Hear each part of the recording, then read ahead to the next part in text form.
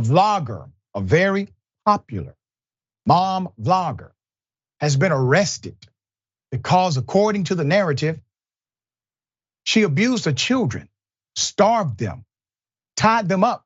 Put up the picture, full man. Hell of a story here. 41-year-old Ruby Franke, mother and famous vlogger in Utah, known for her 8 Passengers YouTube channel, was arrested this week for allegedly tying up 2 of her children with duct tape, starving them, abusing them to such an extent that one of them climbed from an open window and ran to a neighbor's home to get food and water. Ms. Franke was taken into custody on Wednesday and charged with 2 counts of second-degree felony aggravated child abuse. Franke's eldest daughter, Sharice, who had distanced herself from her mother prior to the arrest, wrote finally on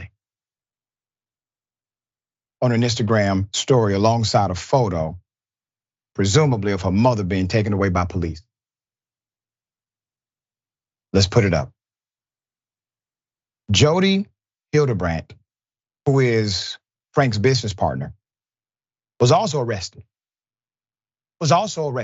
in connection with the children's treatment, as Jody was the owner of the home where the 2 girls were allegedly being abused. And I gotta say this, keep the picture up. That is an interesting dynamic. Look at this now. Seemingly all put together. In June 2022, the women started the Connections Classroom, a self-help class aimed at creating, quote, joy in your life and your relationships. Connections caused concern straight away, with onlookers labeling it a cult, criticizing it as damaging, extreme, authoritarian in its teaching. According to a press release from Santa Clara Urban Public Safety Department, police on Wednesday, August 30th, responded to a call at a residence located in Irving, Utah.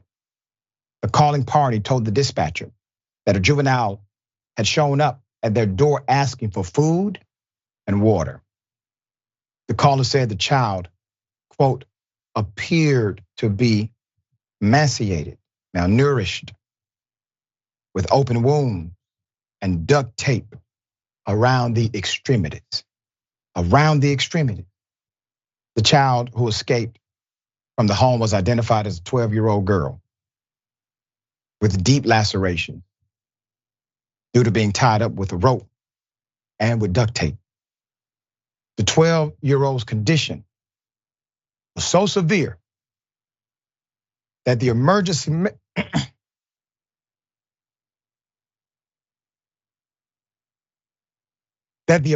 medical services personnel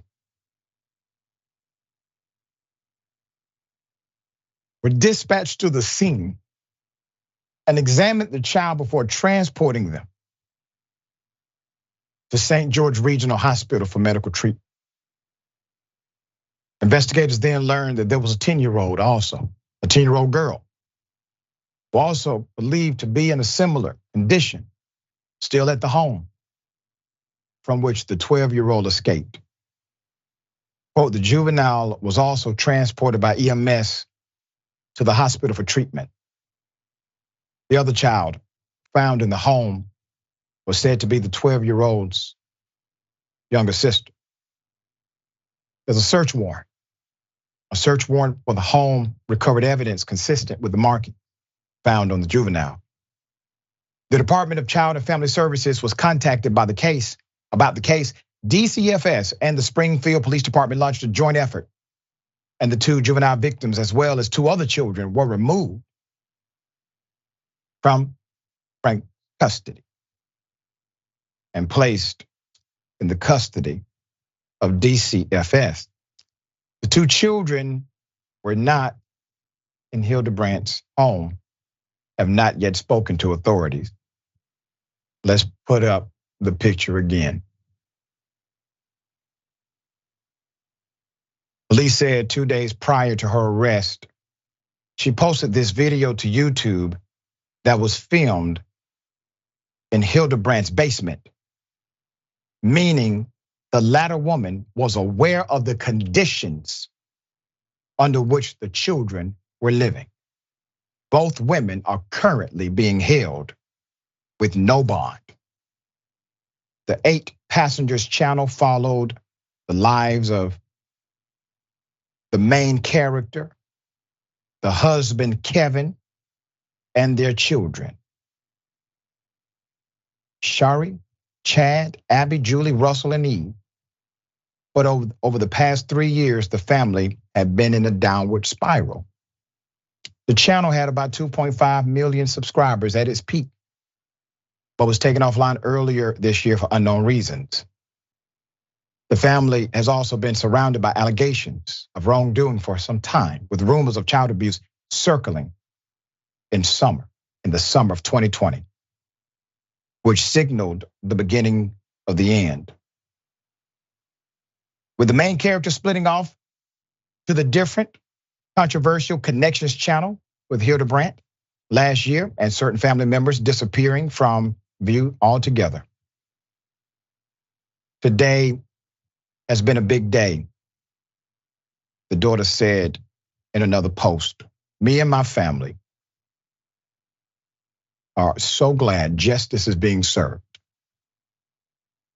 We've been trying to tell the police and CPS for years about this. So glad they finally decided to step up. Your actions made them step up because you're strong and you're courageous.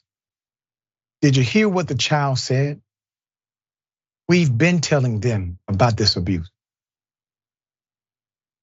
What did you really hear out of that? We told them what was happening and they did nothing. All right. Mayor, thoughts here? Yeah, and I don't even call this stepping up, Dr. Richey. You have to act when these children show up at other people's houses in this condition, right? As first responders, you're obligated to do something. And the fact that no one listened to these children, just like you said, you should never take the risk of not listening when someone is in medical facilities or dealing with like children. This is, I can't even fathom that this is reality. I remember in 2010 when the internet online chats were taking off, this Korean family did something similar to this. They left, this man and this woman left their child while they went to online cafes to raise an online child and starve their kid to death. These people should be charged to the utmost. This is unbelievable and disgusting behavior. That's right. Examples need to be set against people like that.